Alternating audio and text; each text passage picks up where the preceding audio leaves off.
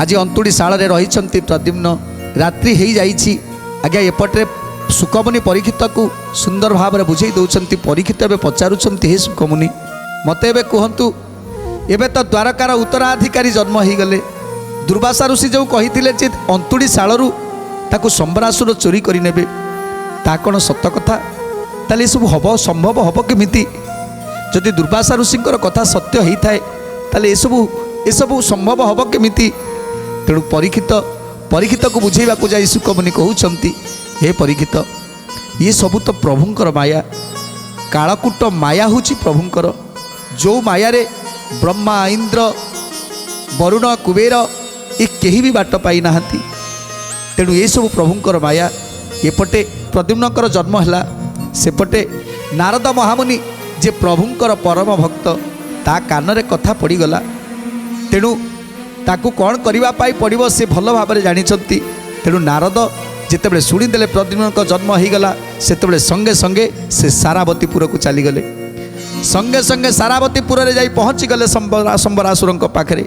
संबरासुर पाखे पहुँची नारद कहते नारायण नारायण नारायण जिते नारद महामुनि की देखिले से आसन पाद्य दे आज पूजा करुँच संबरासुर नारद नारद एमती जड़े मुनि जे समस्त ये स्वर्ग मर्त्य पाताल तीन पुर रे समस्ते तांको भल पाती से देवता हुंतु गंधर्व हुंतु दानव हुंतु यक्ष हुंतु किन्नर हुंतु तेणु आज सेमिति संबरासुर देवर्षि नारद को आज आसन पादासन दे पूजा करुछंती आ आगमनर कारण पचारुछंती हे देवर्षि नारद आपणकर आगमनर कारण कौन तेणु नारद नारद कौन कहउछंती राजार भकति देखि भणी मुनिवर विश्वास कथा तो तेजे कहिबा रूपवर गोविंद माधव कृष्ण श्री मधुसूदन गोविंद माधव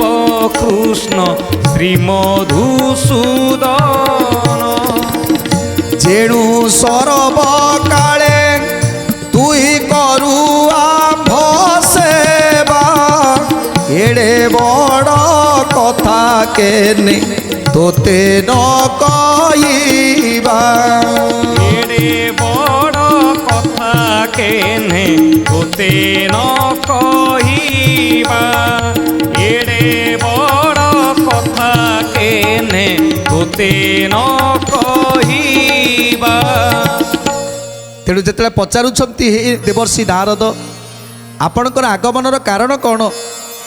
से हसी हसी कहते नारद महामुनि नारायण नारायण नारायण हे संबरासुर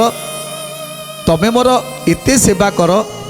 तमे मते एते भक्ति कर तेणु तमे मते एते सेवा एते भक्ति एमिति भाव में सम्मान दियो जाकि एठी जेते असुर थिले रक्ष भक्ष बीणासुर मधुकैटभ ये जिते जिते असुर माने थिले से माने मते सेतिकी भक्ति करंतिनी तमे जेतिकी भक्ति कर जेतिकी सम्मान दियो सेतिकी से माने करि नाहंती बोली आज पापरे से माने घाटी से माने नाश हो गले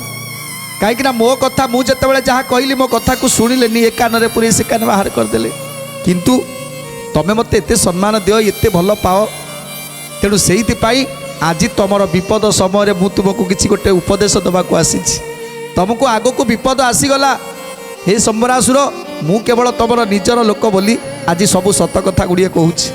तेणु आश्चर्यचकित हो आज चाहिए संबरासुर नारद मुनि एमिति कौन कहते कि विपद अच्छी